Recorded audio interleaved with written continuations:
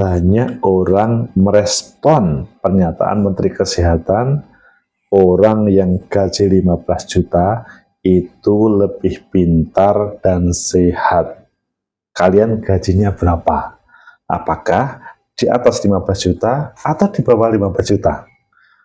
Bagaimana menurut kalian? Apakah pernyataan dari Menteri Kesehatan itu benar adanya?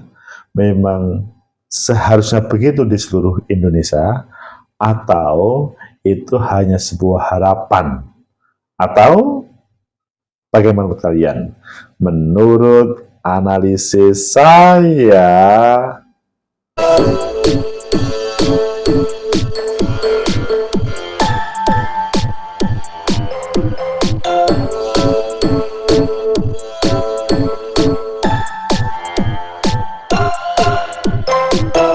Assalamualaikum warahmatullahi wabarakatuh. Salam sejahtera untuk kita semua. Pecinta masa depan negeri, tegakkan kebenaran, lawan ketidakadilan.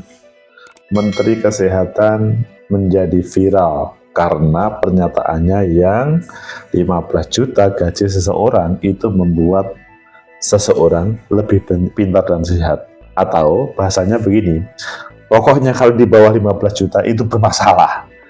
Apakah benar begitu? Alasannya apa? Dan kalian, saya, apakah termasuk? Kalau saya sendiri sih nggak sampai, meskipun bekerjanya mungkin bisa dikatakan sudah serius, tapi nggak sampai. Oke, kita baca di beberapa media, selanjutnya nanti kita kupas apa yang disampaikan sebenarnya, apa yang disampaikan oleh Menteri Kesehatan, dan mungkinkah itu dicapai oleh anak negeri ini. Pertama kita baca di Detik. Yahya Zaini sentil Menkes buntut, gaji Rp 15 juta lebih sehat dari 5 juta. Selanjutnya kita baca di Kompas, judulnya itu juga hampir mirip tapi berbeda. Menkes orang yang gajinya 15 juta lebih pintar, sehat daripada orang yang gajinya 5 juta. Kemudian kita lihat di CNBC, Menteri Kesehatan, gaji 15 juta orang pasti lebih sehat dan pintar. Kemudian di Tempo, judulnya ini adalah profil Budi Gunadi yang sebut bergaji 15 juta lebih pintar dan sehat. Kalian pilih yang mana? Oke, kita pilih yang Detik dan kemudian kita tampilkan dengan yang lainnya. Berawal dari kritik seorang DPR.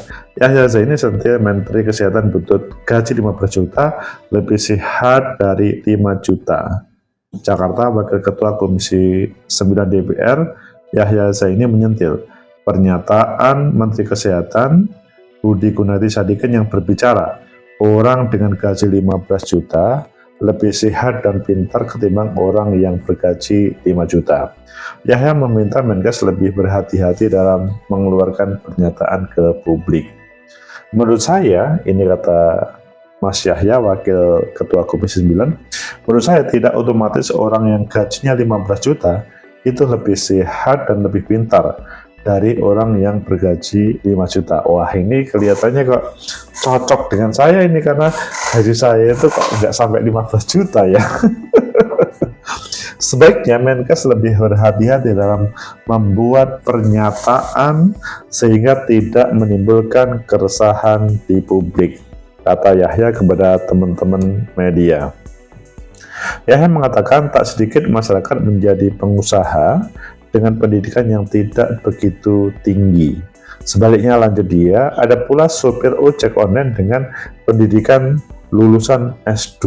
Oh, ini menampilkan sebuah realitas. Sebelumnya, Menkes Budi Gunadi Sadikin berbicara mengenai indikator Indonesia menjadi negara maju pada 2045, salah satunya kata dia rata-rata pendapatan warga yang harus mencapai 15 juta per bulan. Wah, ini ASN seperti saya jadi masalah ini. Negara maju, ini kata Pak Menteri, high income country di definisinya jelas. Teman-teman gross national income per kapita itu 14.000 US dollar ke atas. Kata Budi dalam acara berdiskusi bertajuk Double Check dengan tema bagaimana visi kesehatan era Prabowo di Tuti Herati Museum Menteng Jakarta Pusat. Sekarang Indonesia berapa? 4.000 US dollar, jadi harus naik ke 3,5 kali. Nah, gimana caranya itu? Kalau dirupiahkan, sebulannya harus 15 juta. Budi melanjutkan pendapatan sebesar itu hanya bisa dicapai jika masyarakat sehat dan pintar.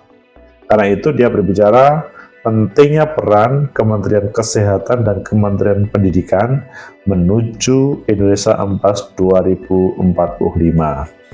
Apa sih bedanya orang yang gajinya 15 juta dan 5 juta? Cuma dua. Satu, dari 15 juta pasti lebih sehat dan lebih pintar. Kalau dia nggak sehat dan nggak pintar, nggak mungkin gajinya 15 juta. Pasti gajinya 5 juta. Wah, saya termasuk yang tidak pintar dan tidak sehat ini. Karena gajinya hanya 5 juta. Apakah benar begitu? Kita lihat aja bagaimana profilnya. Di Tempo disampaikan profil Budi Gunadi yang sebut 15 juta lebih pintar dan sehat. Teranyar, ia menyatakan gaji tersebut yang kontroversial tersebut profil Budi Gunadi Sadikin.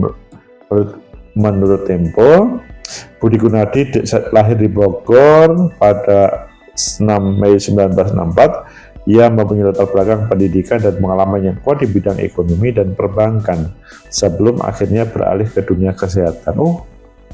Dia tidak punya latar kesehatan tapi aktif di kesehatan. Dan selanjutnya, ini banyak, intinya adalah harta kekayaan Budi Sadikin. Ini disampaikan. Pecinta masa depan tegakkan kebenaran, melawan ketidakadilan. Itu yang terjadi tentang Budi Gunadi Sadikin yang menyampaikan orang yang gaji 5 juta seperti saya itu kurang pintar dan kurang sehat. Apakah betul itu? Dan bagaimana menurut kalian? Apakah kalian setuju dengan pernyataan tersebut? Menurut analisis saya, pertama, semoga saja yang disampaikan Pak Menteri Kesehatan Budi Gunadi Sadikin itu adalah sebuah harapan terhadap Indonesia. Tentunya tidak menyalahkan terhadap yang bergaji 5 juta dan tidak memusikkan 15 juta itu lebih baik. Tetapi adalah belajar dari sebuah realitas yang ada, karena UMK yang ada di Indonesia, UMR yang ada di Indonesia, itu sepertinya tidak ada yang sampai 15 juta. Taruhlah di Surabaya, itu tertinggi di Jawa Timur. Itu 4 juta lebih sekian dikit. Meskipun gaji saya sebagai dosen yang berapa? Kalau sekian tahun dan mempunyai posisi penting di kampus, itu tidak sampai 5 juta. Ya meskipun ada tambahan, tapi kan bukan apresiasi dari gaji. Jadi kalau berbicara ya gaji saya itu ya UMR, meskipun kemudian bisa berkreasi dan macam-macamnya, tetapi kan kreasi itu kan tidak pasti. Nah, maksudnya tidak pasti apakah setiap bulan seperti itu, belum tentu juga. Nah, selanjutnya kalau UMR Jakarta dan sekitarnya kelihatannya pasti tidak sampai 15 juta. Sehingga kalau ngomong UMK se-Indonesia itu tidak ada sampai 15 juta. Kalau 5 juta mungkin itu yang paling tinggi. Kalau kita melihat seperti Pacitan ataupun Trenggalek ataupun yang lain itu di bawah 2 juta. Selanjutnya mungkin kita berpikir apa maksudnya ya? Ini melihat, mengevaluasi dari sebuah realitas atau sebuah harapan. Tetapi kalau itu dikatakan pada saat ini, itu menjadi problem besar. Ya, akhirnya sepertinya itu memberikan kritik terhadap pemerintahan kita sendiri yang dikritik oleh Wakil Ketua Komisi 9 itu adalah kritik yang serius terhadap Pak Menteri. Mengapa? Ya supaya berhati-hati ngomongnya. Karena ini hubungannya dengan beliau sebagai pejabat dan beliau sebagai Menteri Kesehatan meskipun tidak mempunyai latar belakang tentang kesehatan. Supaya tidak membuat sesuatu yang heboh di negeri ini. Biarkanlah pemerintahan Pak Prabowo Subianto ini menghadirkan kebaikan, tidak berangkat dari semacam hal yang membuat negatif terhadap pemahaman masyarakat ini. Jadi ini kalau menurut saya yang disampaikan oleh Wakil Ketua Komisi 9 itu merupakan kritik terhadap pemerintah sebagai check and balancing. Kemudian yang ketiga, apakah kalau bisa dikatakan harapan itu akan terwujud? Ya harapan kalau menurut saya ketika di hubungan 2045 tentunya harus ada tahapan sampai ke sana. Tidak cukup misalkan saat ini diarahkan ke sana, tapi pada pemerintahan selanjutnya apakah Pak Budi